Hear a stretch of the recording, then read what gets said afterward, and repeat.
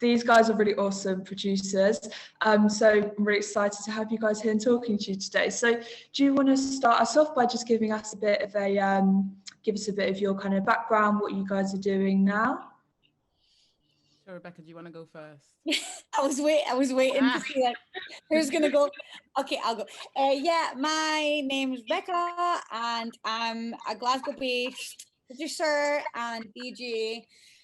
Yeah, I've had quite a mixed career. I've been doing this for about 12 years now, and I normally make a full-time income from touring and gigging, and it's been flipped on its head through COVID. So I've just completely moved over into doing like online production classes and like online gigs and stuff. Yeah. I love music. Awesome. Yeah, my name is Shinaji and I'm a producer, a rapper and a singer. I started releasing music in 2018. It was very much of a sort of hit and run kind of thing. I finished my law degree that I moved to the UK to pursue, and then I just decided that I wanted to make music and sort of channel my creativity, because I always knew that that was something that I had in me, like growing up, but I never thought that it was okay to pursue that on a professional level. So I just took the initiative. Once I had my degree, I was like, you know what, if I need to fall back on it, I have it now. So that was sort of my unconventional journey to music. So I don't have any musical training. I didn't go to music college or anything like that. So I'm completely self-taught. And thank you for having me, Ben. So yeah, that's great. So I think that's a really interesting point. A couple you both just touched on there. Going to Rebecca first, you said normally you're full-time kind of touring musician. So what's the kind of, how's that? Obviously, you know, we've all been really hit hard by the pandemic, but how did you kind of adapt to that, and when did you kind of decide to jump to be, you know, make the transition to work online? And how is that something you had the skills for beforehand, or did you really like, you know, just kind of learn on the job? Yeah, well, so I didn't cope for quite a while when we first when COVID first happened, as I'm sure everyone feels the same way.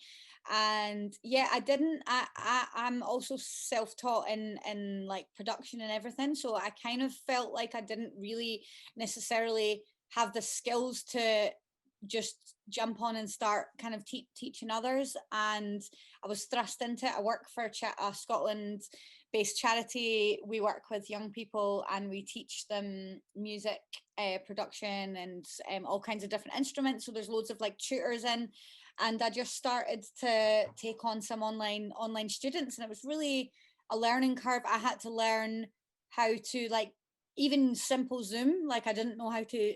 I'd never really done video call meetings before, things like that. But yeah, it was an adapting period, and I think it's been positive in many ways. A lot of the young people that we work with might be quite normally isolated, and it's been a really nice way to keep us all creating and to keep us feeling like we're moving forward, even if kind of technically we're not. And it's not like just feeling like waiting on the world to open back up, but instead actually being productive, like in your own little online world. So yeah, it's been interesting. Yeah, that's really interesting. I think this is something you touched on as well, Shinaji, so you jump in on this one. But something we brought up earlier with an artist we were interviewing was the idea of like portfolio careers. So, you know, having more than one thing under your belt and being able to really, you know, make money, make an income from more than one area. And yeah, Shinaji, from what you said about how you kind of got into doing music and having, you know, something else to fall back on. Yeah, what do you guys think of that? Do you think that's something you aim to do, and how important is that for you guys? Well, for me, yes, definitely. I've always been someone really interested in doing a lot of different things, which sometimes works against me because maybe I don't focus enough on one thing. So, you know, there's pros and cons to everything. But I definitely think that developing a multitude of skills and abilities right now is really important, especially if you're an independent artist. So For example, with my past few projects, since I started releasing music, increasingly doing my own artwork, for example, to the point where like now I'm a visual artist as well as a musical artist. So I find that, being able to foster and nurture different skills really helps, because being a musician or recording artist in 2021 isn't like it used to be in the 70s, where you go to the studio, make a record, and then everyone else did everything else for you. So it's really important to like make sure that you develop a bit of PR knowledge and a little bit of like artwork knowledge, and know how to use Photoshop and do things like that to amplify what you're doing with your music. Yeah, definitely. So yeah, that's something I think is really important as well. Kind of when we've had that kind of across the board from all different people we've spoken with, being able to, learning Photoshop so you can make your own artwork, learning, some to be able to write a press release and things like that. And do you think that's something that's really important for you in terms of like cutting costs? If you can do as much stuff in-house as possible, is that helpful for you, without the kind of financial backing from elsewhere? Yeah, I'll pass on to Rebecca in a second, but I definitely think that has helped me, because I mean my third EP, Cosmic Blues, that I put out last year, it was entirely self-funded. So it's what my first release where I didn't have any funding from like PRS or Help Musicians. And I was still like, I want to put this out anyway, because you go through funding bids and then you wait, but then you're still kind of carrying forward the project, just waiting for some funds. And when I didn't have that, I really need to think, okay, I need to be able to do as much as I can by myself, and then I can pay other people. But obviously, I can't go into debt to put out this record. So as many sort of areas of expertise you can cover in some way or contribute to, the better you're going to be off financially. That's for sure. I don't know about you, Rebecca, if you have a similar experience. Yeah, I really respect what you're saying. Basically, just agree with, and it's like, yeah, I also exactly in the similar sense than you have. I'm just about to release my first artist album as a producer, I guess you could say, and yeah, recorded everything at home, didn't use any studios. It just like learned how to mix, learned how to master, obviously to a certain level. And there's certain things that I still can't do, like for example graphic design. I have no idea how to do that, and that's added cost. So something that I've been thinking about is the fact that in this modern age, that a DJ, a producer, an artist is not just, you don't just make the music and write the music. You have to, it's like this whole web of things that in the 80s or whatever there would be like a whole team involved in that. But nowadays it's just like when you're releasing music as an independent artist, you do need to have all those skills, and you need to know where to PR your record to, and who to network with, and how to run your social media pages, and how to radio plug. Even normally there would be someone who would, and people still do that maybe on a more corporate level, but as an independent artist it costs a lot of money to employ a radio plugger and an international PR team and all that kind of thing. So yeah, you're all these things. Sound engineer, when we're doing our live streams, you need to sound engineer, like set up all the cables, the videos, camera angles, lighting, all that. That's like 5 people's jobs. Yeah. So yeah, it's a lot. Yeah, definitely. Just to quickly hop back to something Shinaji said there, you said that your first 2 EPs were funded from PRS, and which was the other one? Help Musicians as well. Could you just kind of share a bit? I think they're really important, and they're not something that a lot of people know are available at like a lower level. If you could just like share a bit about them, that would be great, and then we can move on, talk much more about producing side of things. Yeah, so initially when I started like my musical journey, I was part of a talent development project called Future Bubblers, which is run by Brownswood Recordings, independent label here in the UK, and like internationally connected with Worldwide FM, which is a radio station as well, run by Giles Peterson. So through them, I learned a lot about sort of the workings of the music industry, and they had a really cool partnership with Help Musicians for Future Bubblers, where they had like a bursary for people in the talent development program with Brownswood. So that was sort of my gateway into understanding like funding, and I've always applied for funding since I started making music, because it's actually available. And you know, PRS and all of these amazing funders have like quite a lot of money, so it is worth as an independent artist to apply, even if you think, oh well, I'm not doing anything like that grand or whatever. But you know, actually, if you're not applying for that much money, it's better and it works in your favor. If you have savings, it's better to co-fund. So if you can put a bit of your own money and then make a budget plan where you're applying for just a portion of your project, that works in your favor. So have a look. My suggestion is definitely keep an eye out on all funding opportunities, and Help Musicians on their website. They have a funding wizard sort of thing where you can look at all different opportunities. So for example, if you're an instrumentist and you want to develop like your craft, you are going to apply to a different type of funding than if you want to do like PR marketing kind of expenses. So there's all sorts of opportunities. Yeah, that's really interesting. That's really great to hear about. Thank you. So yeah, everyone listening, definitely go and check those out. You know, they can be a lifeline for some musicians. They really are really useful. So kind of going back to just what we were kind of getting onto before there. So Rebecca, obviously you said, you know, you've taught yourself to mix and master. How, you know, I don't know too much about them, but I know that it can be very difficult, and it's quite a good skill to have. So how did you take that process? How did you learn, and what did you do to kind of better yourself on those skills?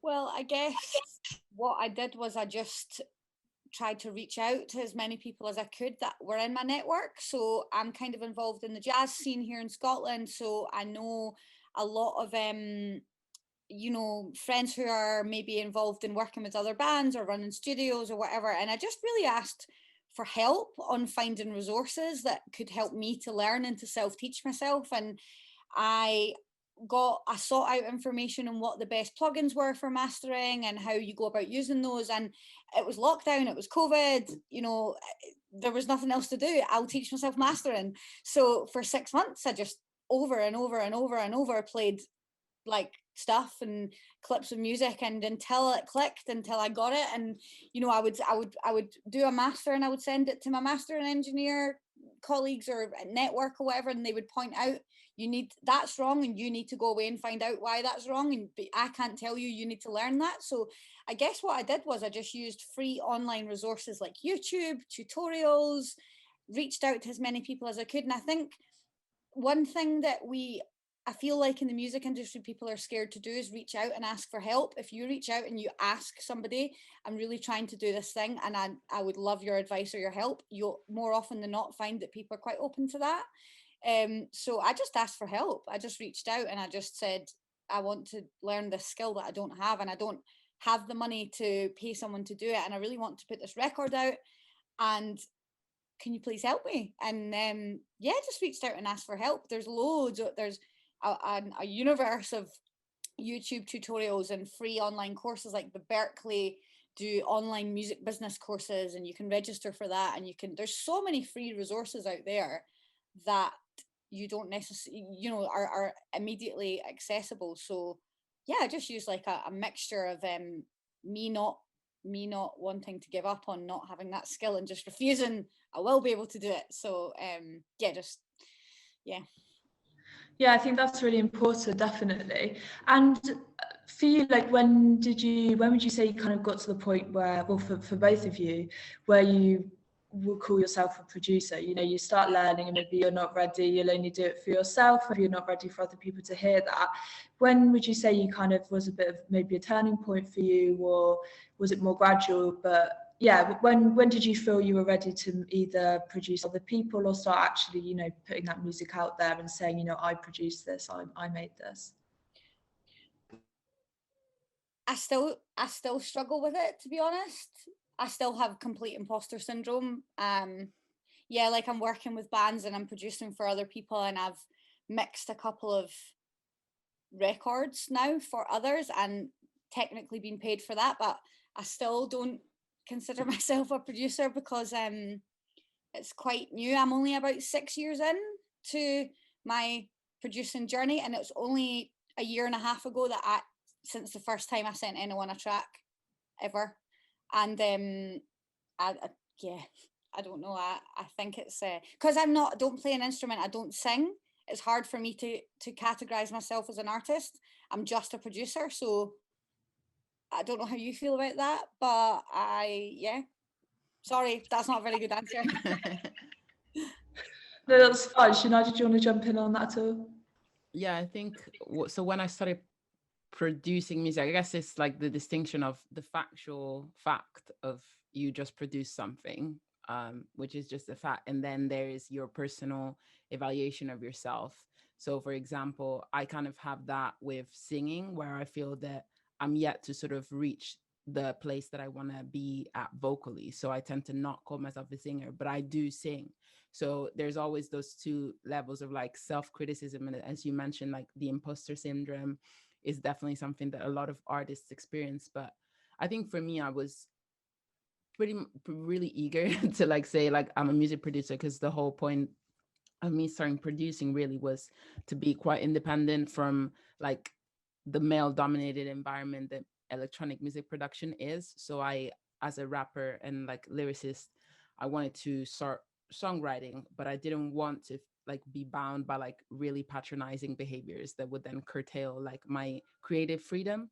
So I was really keen to let people know that I'm producing my music by so I kind of went into that. But I think it's only been maybe like with my second EP that I released that I felt like, okay, I'm starting to get there. And then my third one, I'm like, damn, I'm actually really good. And I recently made a score for a film, like a short film based on a play, and that really made me feel like more in control. But even then, there was loads that I was still learning. So I feel like you never stop learning and improving.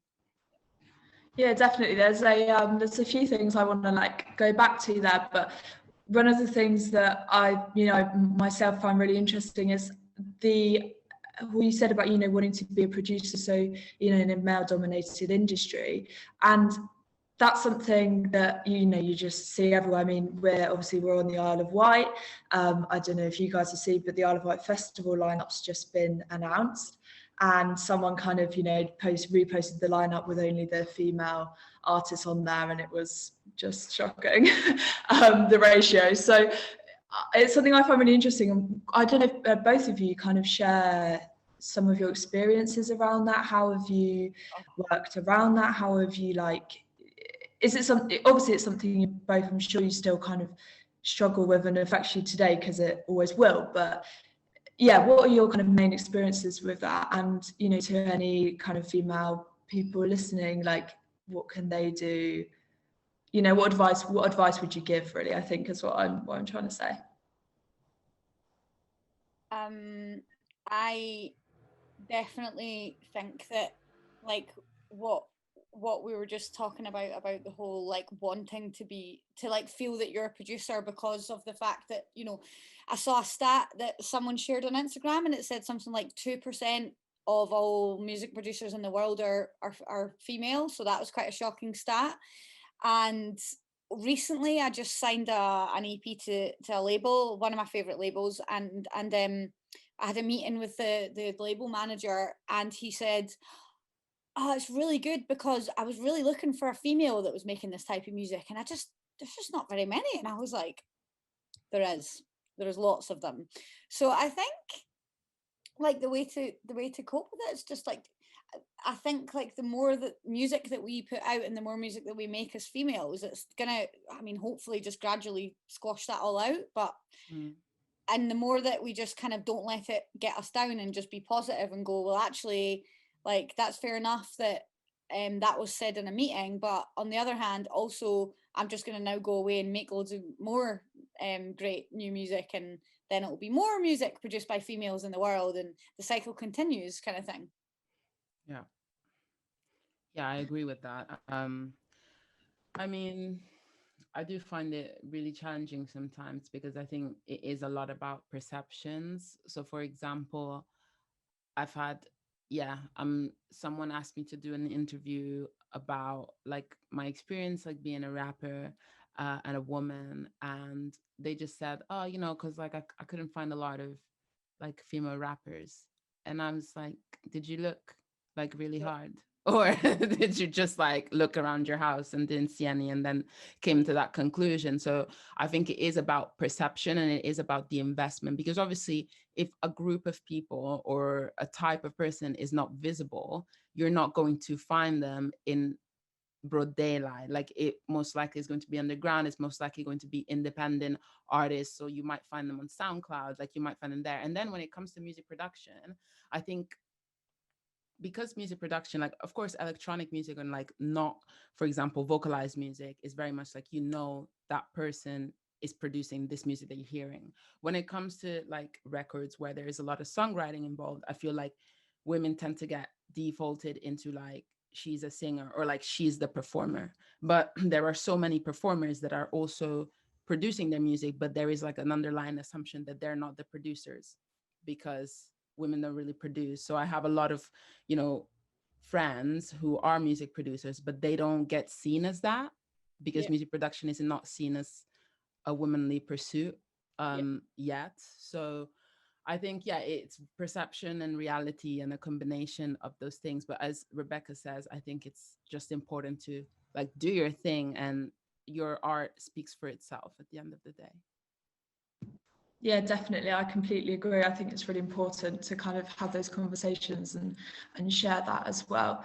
So obviously, producing yourself and doing, yeah, being a producer and producing your own music as well as kind of being the performer on the track as well and things like that. Obviously, that's all very done like internally. So, is there like, how do you feel like about the experience of doing that, and is that sometimes hard to do objectively, kind of without someone else's opinion or like perspective on a track you're producing, or do you do you reach out for that advice, or do you kind of do it yourself? And if so, yeah, how do you kind of keep that objective?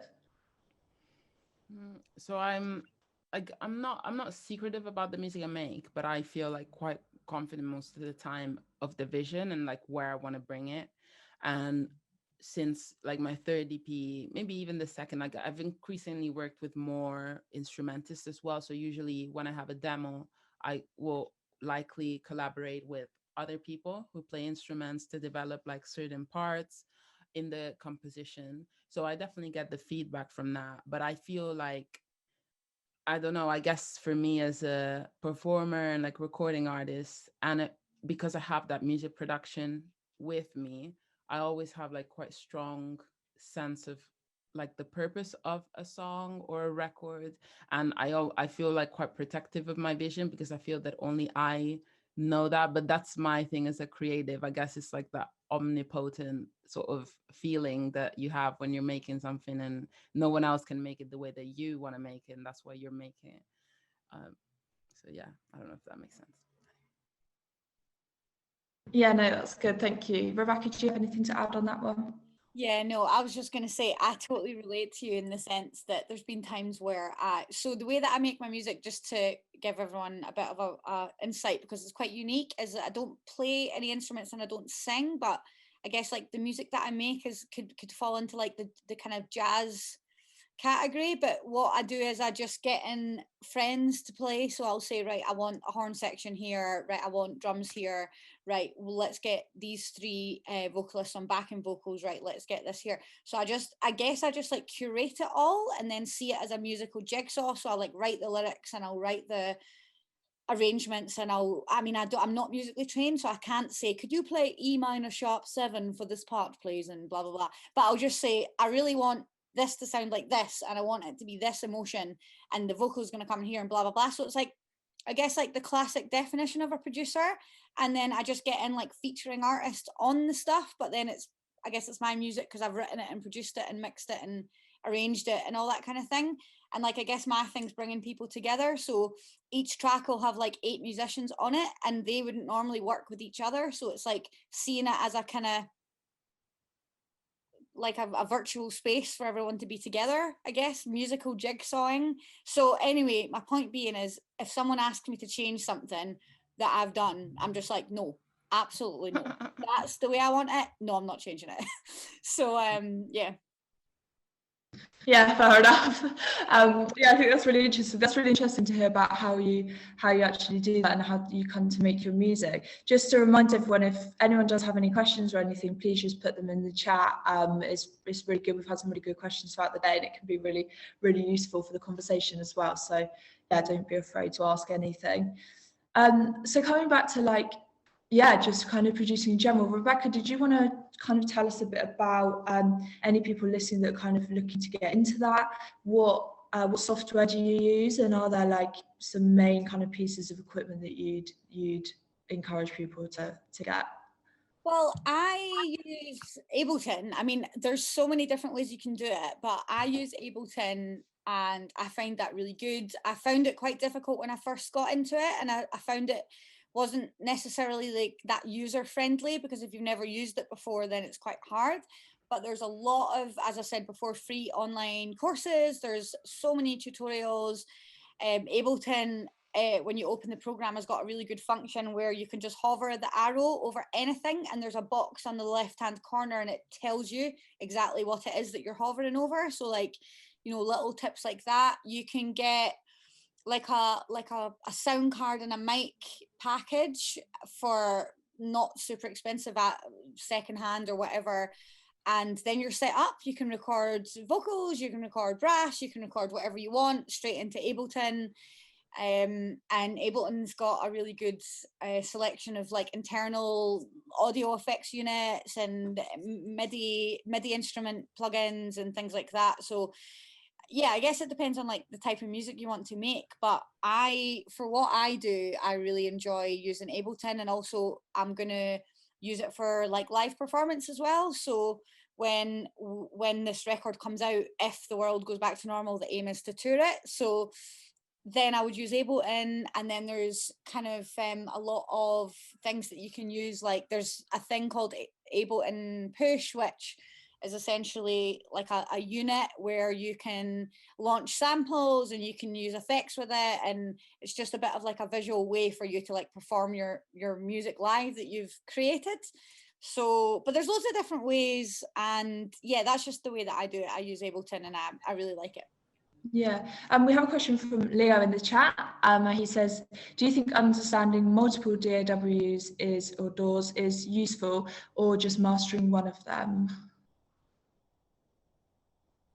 I don't know what you think on that one, Shania. Just so, Leo, just to clarify, do you mean like either Ableton or Logic or Pro Tools?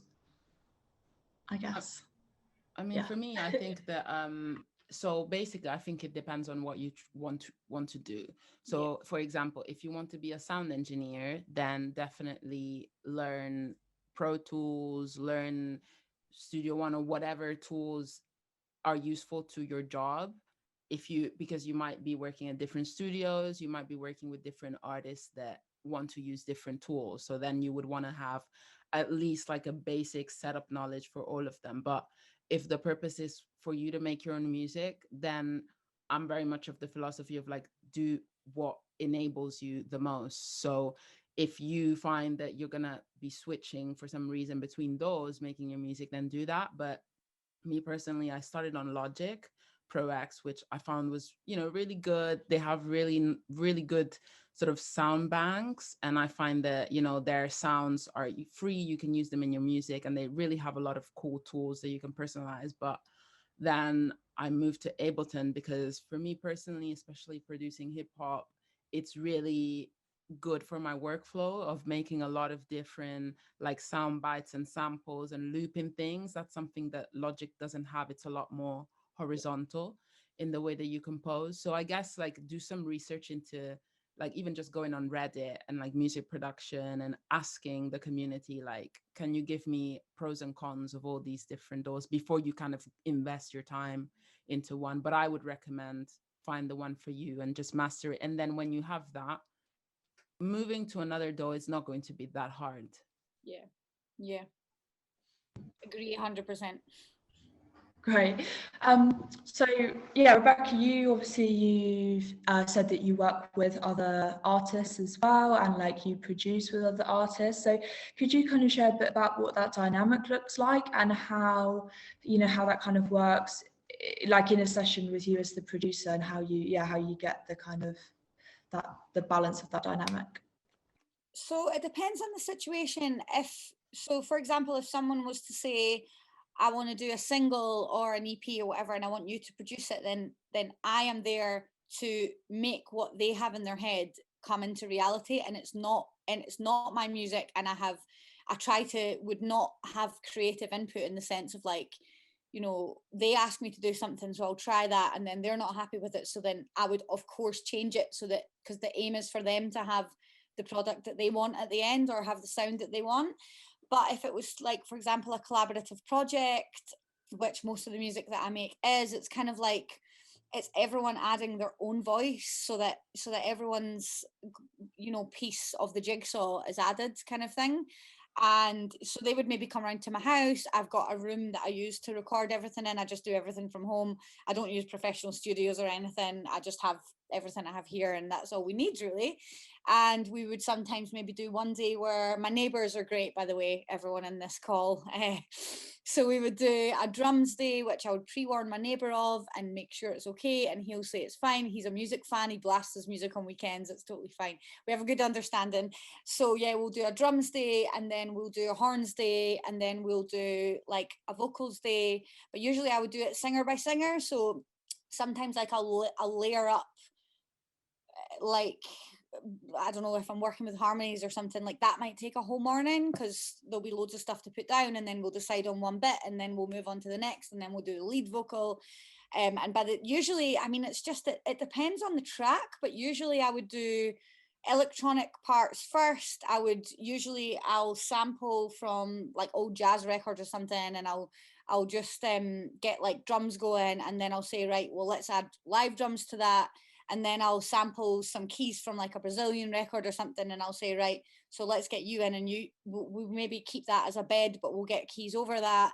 Then we'll say, right, cool, so let's do brass. So we'll do like brass here, here, here. So I'll say, right, I think for this one it will maybe be 2 trombones and 1 trumpet, or maybe we'll have sax and whatever. And yeah, so it's just like, it's like building, like. And then usually I'll have an idea of what it's going to sound like, and by the end it's something totally different, but that's part of the fun. So yeah.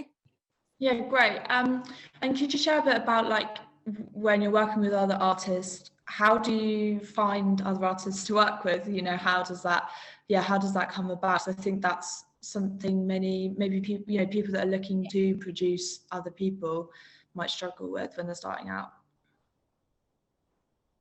For me, I usually, it's like kind of, I guess I live in Glasgow, and Glasgow's a really small city.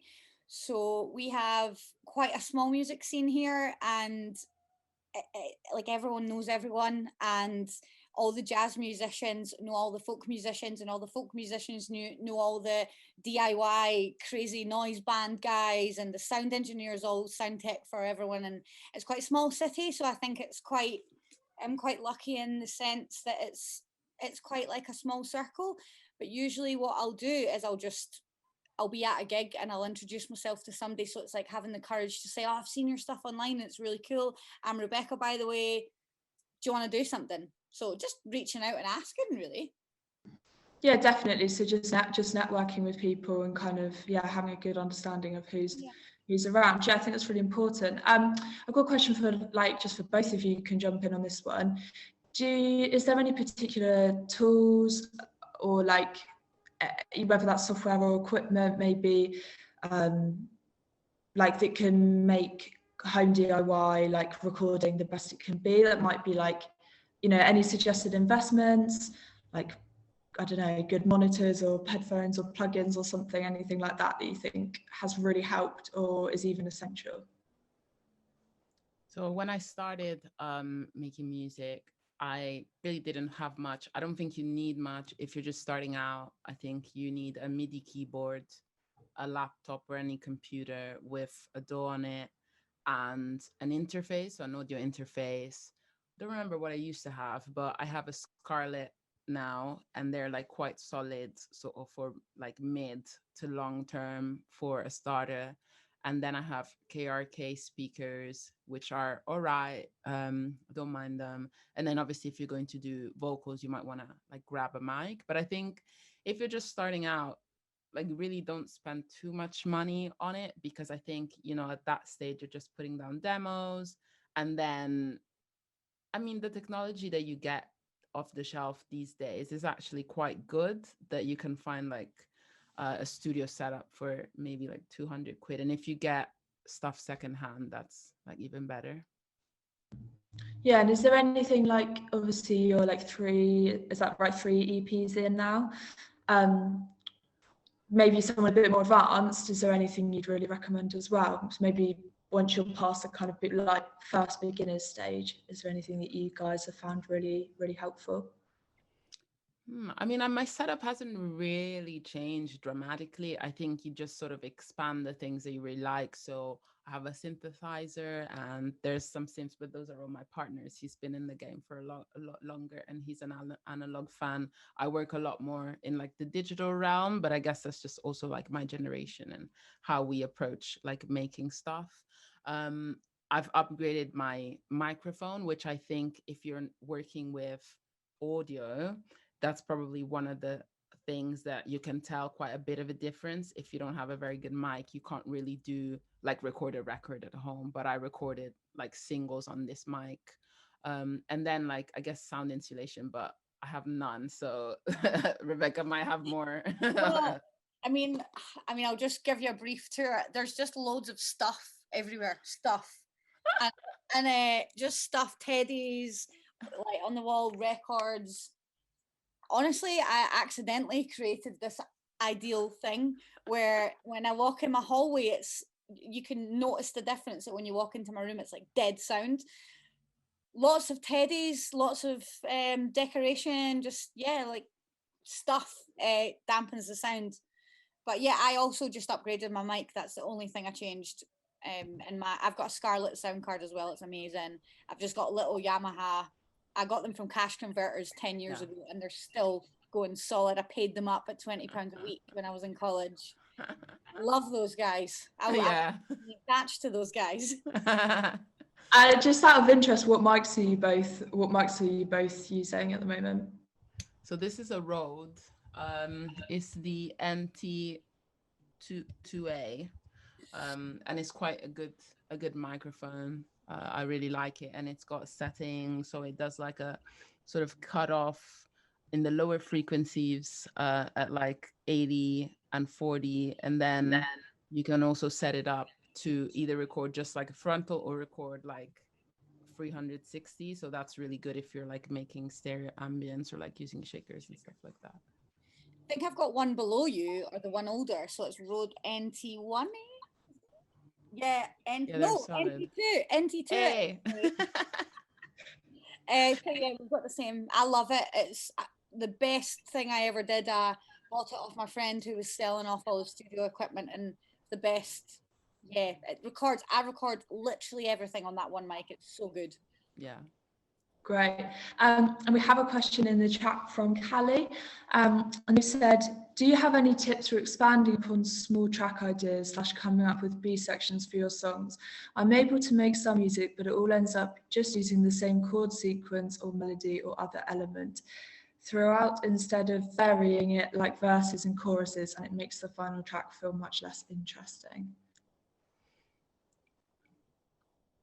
I mean, for me, music theory, like I know that I still go very much with the philosophy of just like make the sounds that sound good. At the end of the day, there's like 7 notes, just, and like sharps obviously, but you know, just try and navigate like even a keyboard if that's what you use and play with that. But I think at the next level of that, there is like music theory that can explain chord progressions and I guess like for me, the circle of fifths really helped me like on a basic level. Like I even have it sort of just there. I don't know if you can see it, but it's like a circle, and it kind of explains in a very visual way like how keys relate to each other and how you can switch from a major key to a minor key, and the sort of allowed breadth between one key and other keys around it that can still sort of help you maintain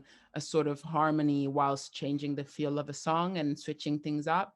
And I think, yeah, there's that. And then there's sort of syncopation and like things that you can do when you're like making a bass line, even just, and I guess like it's something that I think is really interesting is also studying other music. Because I was looking into this yesterday when I started a new track, because I was like, this sounds really boring and I don't know what to do about it. And then I just did some research and I was listening to some songs, and actually like a lot of pop music that people enjoy a lot is like two chord music. Like Kendrick Lamar's Humble is one chord. Like I kid you not, it is one chord. And I'm like, how does he sleep at night? And I just worry about having like four chords that are boring. So I guess there's a lot of different ways, and it's not just the chords that make a song, because you can use chord variation and a song can still sound like kind of corny, I think. But it's really about the energy that you put and how you build things up. So adding layers to the song can help, I think, create that variation. But Rebecca knows because she does multi-track recordings. Well, I was just going to say that I feel like you're far more qualified to answer that question than me, because actually, funnily enough, this is one of my main problems, is that because I come from being a DJ, so like obviously the whole point of being a DJ is to just have one continuous hour or 5 hours or however long of music. So I did find it difficult when I started producing to be able to do that, because my DJ brain just everything was running all the time, and like that's not how you make a track. So I think, to be honest, a lot of it is just like categorizing a song into different sections in your head. And I don't have music theory, so I think sometimes things will happen and the musicians will say, oh, that's really wrong, but that sounds cool, like let's just leave that. Whereas like beautiful mistakes kind of thing. And I think sometimes when I'm making different sections or properly arranging a track, it's like beautiful accidents. So I'll say, all right, okay, let's try this bit here and this bit here, and it just kind of happens. I know that's good, that's not a very good answer, but it's kind of like when you're in this like flow state of creating, you just do stuff and then you're like, Yeah. oh, that's quite cool. And then some days you'll sit and you'll do 12 hours and you don't even find one cool thing, and you're like, well, oh well, today was a write-off. So yeah. Yeah, I know what you mean. I definitely think, Kelly, my advice is look into the circle of fifths. If you're really interested in creating like counterpositions, look into that side of music theory, which it can be overwhelming, but you know, you don't have to learn things in like a traditional sense of like memorizing the circle of fifths and like being able to play all these chord progressions by yourself. Like even if it's just like having a printout on your workstation, like that might help you, and then learning those chords and how they relate to each other. That, but yeah, beautiful mistakes are how I made like my most successful tracks. So sometimes like, how do I make that mistake again? Yeah, that's really great. I think hopefully that answered your question, Callie. If you have anything else, just put it in the chat and we will answer it. So yeah, just a couple of things maybe to finish up on. A lot of the people I think watching this will be maybe finishing college or finishing university. And obviously you've said, you know, you both do like a variety of different things. And what would you say, what would you kind of advise like are the main things, maybe someone that's looking to go, you know, turn what they're doing into like monetize it and be able to kind of create an income from it? What would you say are the maybe you'd recommend the most for doing that?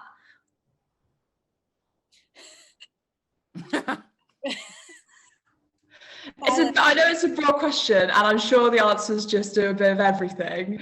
But if there's any sort of thing you find works better than the rest, or yeah, is it just, you know, like we said earlier, you know, portfolio career, just having your finger in all the pies kind of thing? I mean, it's interesting, that question, because sometimes I feel like if I take on too many different things, it's like that master, I can't remember the phrase. What is it again? Master of none, master of all, master of none. Sorry, I can't remember the phrase. But then sometimes it's really, like, for example, at the moment I'm working on releasing this record that I made, launching a label, and working for a charity where we are organizing educational programs for musicians. So that's three quite big things, but I find it at the moment really stressful, and I feel because I've got so much on, I'm not doing as good job as at all of them, but only one of those things is generating any income. And weirdly, that's the thing that in my mind I'm prioritizing last. So I think sometimes it's not always the things that earn you money like now that will later on earn you money, if that makes sense. So like, Yeah. it's a complicated thing to answer, especially in the music industry, I guess. Sorry, again, not a... Yeah. I think that, you know, we need to be very realistic about the music industry today. I think that expecting to make profit from music is not very realistic, just because of the way that immediately, like when you start, there's a few options that you can have. I think from my experience is either you get signed to a label so that, you know, you don't have to invest financially in your music, so that when you get opportunities, you'll get returns. But even when, for example, we used to have gigs and like everything was fine, I would invest a lot of my money as an independent artist to get rehearsal spaces, to pay band members, to pay for travel, because people need to get paid. So when you start initially, say if you want to have a band, like for me as a performing artist, I perform solo, but I also perform with bands. So there's a lot of cost that goes into music. It's not just, you know, like making a record, like that takes money, and then rehearsing it takes money, you're investing in your own practice takes money. So I think that even when you're making money, you're still like, you have like the outgoings, right? So I think that my personal advice is to not have the expectation of that, because the way that we create content as well these days is like free.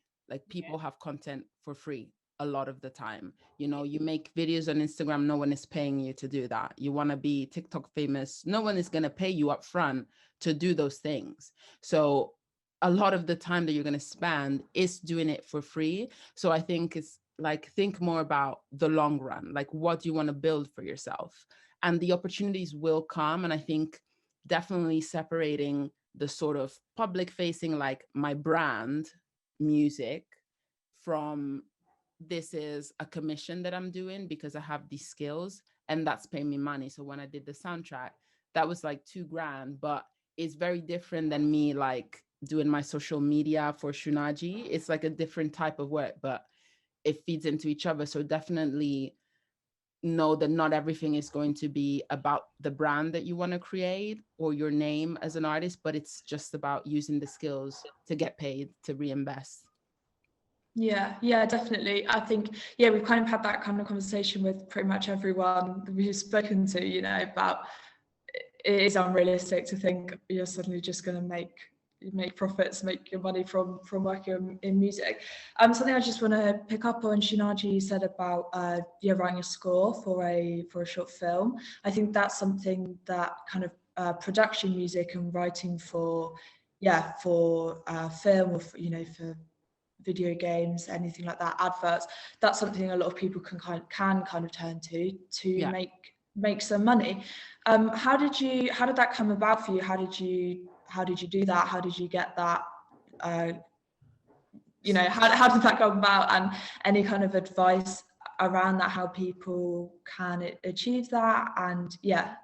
So I guess that's a really good example of how free labor can get you paid labor. So I got that job simply because the theater company was looking for a producer, someone who could be a composer for the score, and they found me on Bandcamp. And Bandcamp is something that I have to sell my music to my fans, and it's something that I run.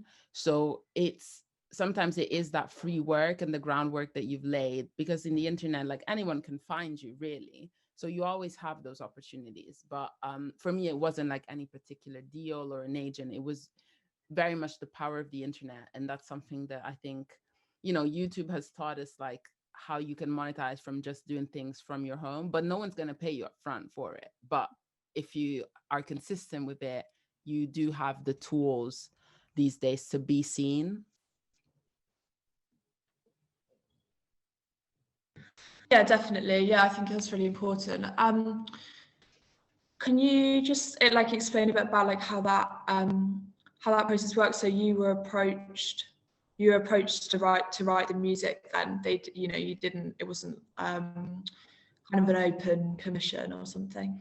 No, I was approached via Bandcamp because I asked like, how did you find me? They just emailed me. But it's, you know, they found me on Bandcamp and then they heard the music, I guess, and they saw that I was a producer and they felt that my music would fit for what they were doing. And I think it is that new sort of 21st century idea of people being accessible online. So it's really not that far away from someone just emailing you to ask you if you're available to do some work. So put yourself out there, make sure that you're presentable, that you have like a website if you can, or like a Bandcamp somewhere that is showcasing your work, and put your email there and have it not be like your third grade email. Just get an email that looks professional.